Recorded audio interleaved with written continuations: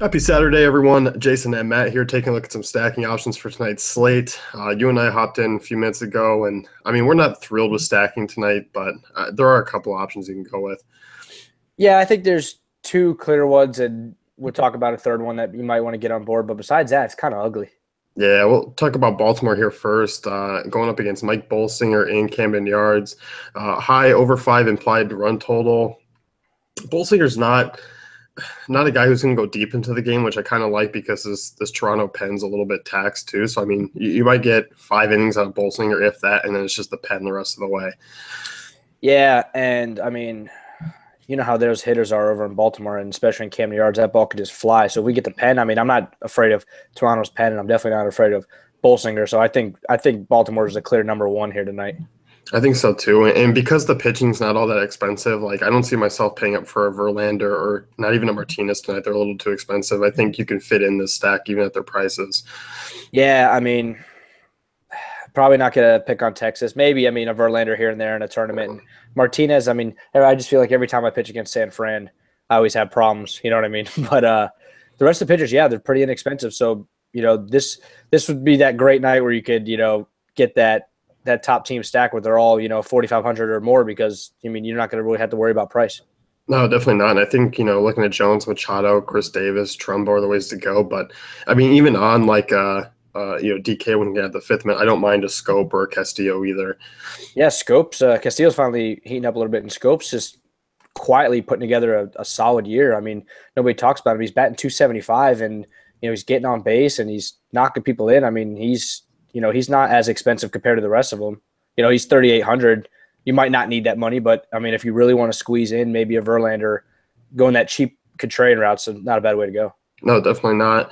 Looking at Seattle next, they have the next highest run total. Mike Pelfrey is by far one of the weaker arms on the slate. It's not a good ballpark. I like this lineup, though. I mean, I like Segura. I don't mind Ben Gamel. Even with Cano out, I mean, this front four is still very stackable.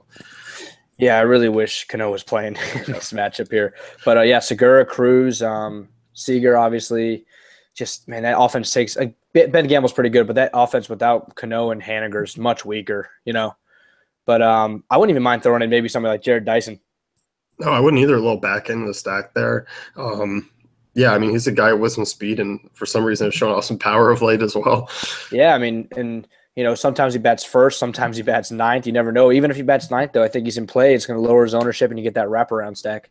Yeah, and you look at Pelfrey, I mean, just a ton of hard contact to lefties, home run prone. Even righties have tagged him, and I never mind targeting Cruz against righties. I mean, I know a lot of people are just kind of strictly lefty only with him, but I mean, this dude mashes righties as well. Yeah, and Pelfrey doesn't really miss too many bats, No, and that's one of the big things with these guys. Yeah, so I mean, Seattle's got nice power, and they can put the ball in play. So I mean, next thing you know, it's 7-0 in the third inning, and things are going the way it should go. Yeah, and like I said, I mean, not really expensive. I mean, Segura and Cruz are your expensive bats, but Seager, Ben Gamel, even a Dyson, they're not expensive at all. No, which is, I mean, something we're looking for, especially if you want to get Verlander in here. Yep. I'm looking at Tigers is our third one here. I mean, AJ Griffin's a guy who I feel like all these Texas arms are kind of tough to stack against at times. Like they're definitely by far weaker, but they're always like a team that goes 4 or 5 innings and then like they allow 3-4 earned runs. Yeah, I'm just looking. The more I look at it, I think I'm having a harder time wanting to pick Detroit, knowing that their prices are pretty similar to Baltimore, and Baltimore's in a much better spot.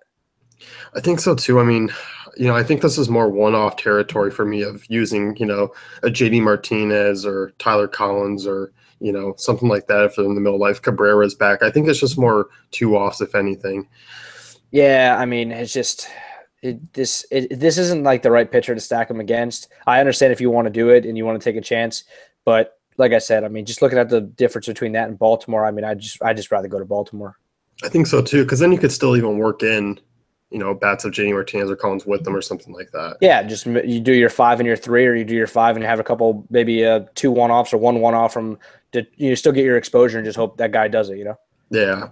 Was there anyone else that kind of just missed the cut? I mean, I don't feel like there's a lot of fringe teams tonight. I mean, I think we pretty much covered the 3. I mean, if you want to talk about a stack that absolutely probably no one's going to be on, I think White Sox might be a little interesting. I think so too. And Giovanni Garro is definitely not a good arm.